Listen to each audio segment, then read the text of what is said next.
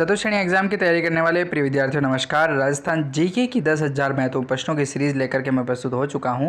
मान के चलिए कि पेपर आपका हूबहू यहां से देखने को मिलने वाला है, क्योंकि हमने जो मेहनत करी है प्रीवियस ईयर एग्जाम के क्वेश्चन भी आपको यहां पर देखने को मिलेंगे और संभावित जो क्वेश्चन जो है जिनकी संभावनाएं हैं आपके एग्जाम में आने की, उनके बारे में भी हम बात करेंगे। तो चलिए सेशन को शुरू करते हैं और 280 नंबर के प्रश्न हम शुरू करें। हाँ, ई बुक होने वाली है पूरी की पूरी 360 पेज की।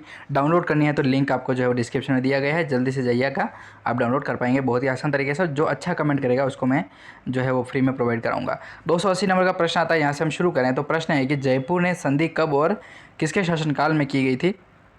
तो 1818 में होती है दोस्तों, जगत सिंह प्रथम के काल में। ठीक है, 1818 में जगत सिंह प्रथम जो था उसके द्वारा जो है वो जयपुर में संधि की जाती है। ठीक है, 1818 में जगत सिंह प्रथम नाम आता है। अगला प्रश्न यदि देखें 281 नंबर का कि डूंगरपुर ने संधि कब और किसके शासनकाल में की थी, तब उसका शासक कौन था?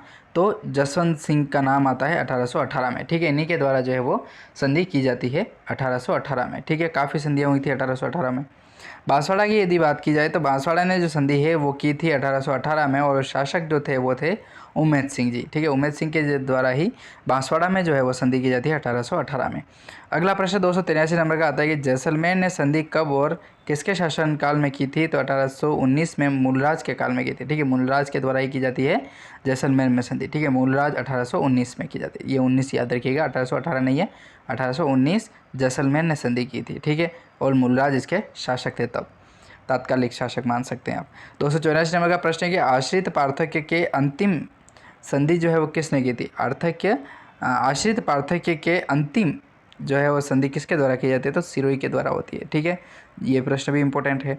285 नंबर का प्रश्न है कि 1857 की क्रांति के दौरान पूर्बिया राजपूत जो है वो किस छावनी से संबंधित थे दोस्तों? तो एरिनपुरा जो छावनी है उससे संबंधित थे 1857 की क्रांति के दौरान। ठीक है, हाँ, पूर्बिया राजपूत की बात कर रहे हैं हम। 286 नंबर का प्रश्न आता है कि 1857 के संग्राम के दौरान निम्बाहेड़ा में कर्नल जैक्सन का मुकाबला करने वाला व्यक्ति कौन था दोस्तों? तो ताराचंद पटेल का नाम आता है। ताराचंद जो पटेल है वो 1857 के संग्राम के दौरान निम्बाहेड़ा में कर्नल जैक्सन का मुकाबला करने वाला व्यक्ति माना जाता है, ताराचंद पटेल।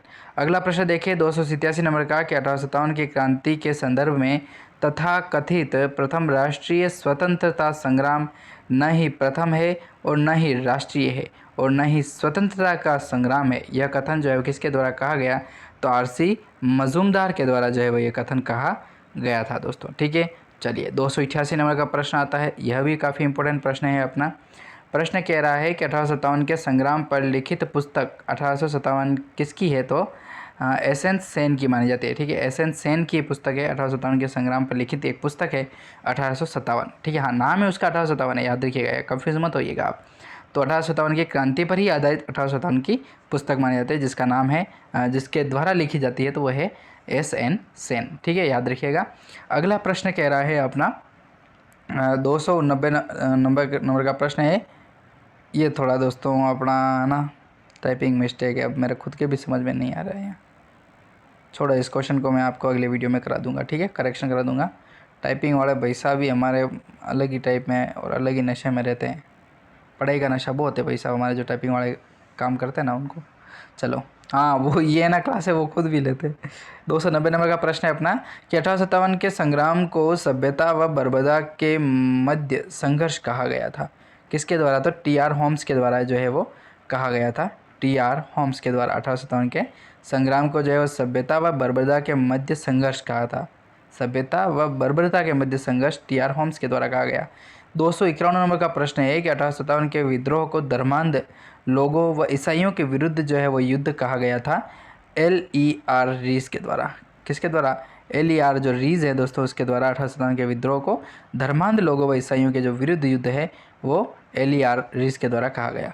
252 नंबर का प्रश्न आता है कि पुस्तक जिसका नाम है मांझा प्रवास के लेखक कौन है? तो विष्णु भट्टगोड से माने जाते हैं। विष्णु भट्टगोड से जो है दोस्तों वह मांझा प्रवास करके एक पुस्तक है, उसके लेखक माने जाते हैं विष्णु भट्टगोड से, याद रखिएगा। अगला प्रश्न कह रहा है 293 नंबर का प्रश्न आता है जो काफ़ी महत्वपूर्ण भी है और इम्पोर्टेंट भी है। प्रश्न है 293 नंबर का कि 1857 के संग्राम को जन विद्रोह किसने कहा था? तो एस.बी. चौधरी के द्वारा कहा गया था। ठीक है, एस.बी. जो चौधरी थे 1857 के संग्राम को जन विद्रोह कहा था इनके द्वारा। 294 का प्रश्न यदि देखें तो प्रश्न है कि 1857 के संग्राम को सैनिक विद्रोह जो है वो किसके द्वारा कहा गया था? सैनिक विद्रोह तो लॉरेंस व सीरे के द्वारा जो है वो कहा गया था। लॉरेंस व सीरे के द्वारा सैनिक विद्रोह कहा गया था। ठीक है, चलिए अगला प्रश्न 295 नंबर का कह रहा है कि पुस्तक जिसका नाम है क्या भाई साहब क्वेश्चन आज गलत हुए हैं। अशोक मेहता, काटो सब कुछ काटो। अगला क्वेश्चन जो है वो ये अपन अगले वीडियो में बात कर सकते हैं। 296 का प्रश्न है कि 1857 के विद्रोह को भारत का राष्ट्रीय विद्रोह किसने कहा था? तो बी डिजराइल के द्वारा कहा गया था। डिजराइल जो है उनके द्वारा कहा गया था 1857 के विद्रोह को भारत का राष्ट्रीय विद्रोह। ठीक है, 297 का प्रश्न है कि रियासतकालीन राजस्थान में राजा के प्रत्यक्ष नियंत्रण वाली भूमि को कहते हैं तो खालसा भूमि के नाम से उसे जाना जाता है। खालसा भूमि, रियासतकालीन राजस्थान के राजा के प्रत्यक्ष नियंत्रण वाली भूमि खालसा भूमि। अगला प्रश्न 298 नंबर का कि रियासतकालीन राजस्थान में जागीरदार के नियंत्रण वाली भूमि किसको कहते हैं? भूमि किसको कहते हैं? तो जागीर भूमि को जो है वो जाना जाता है दोस्तों। फिर प्रश्न 299 नंबर का कि रेख से क्या आशय है? तो भूमिकर जो है वो रेख से आशय माना जाता है। रेख जो है वो भूमिकर को कहा जाता है। ठीक है, भूमिकर रेख। 300 नंबर का प्रश्न, 300 तक प्रश्न देख लो। अब हमने सोल्व कर लिए कितने, मतलब बहुत कम ही समय में जो है हमने 300 प्रश्न जो है वो कवर किए हैं दोस्तों। काफ़ी एकदम महत्वपूर्ण बात है। यदि आप चाहेंगे कि महामैराथन क्लास लगाऊं इसके तो वो भी हो जाएगी मैनेज। लाटा से क्या आशय है दोस्तों? तो लाटा का अर्थ होता है साफ़ अनाज का बंटवारा करना।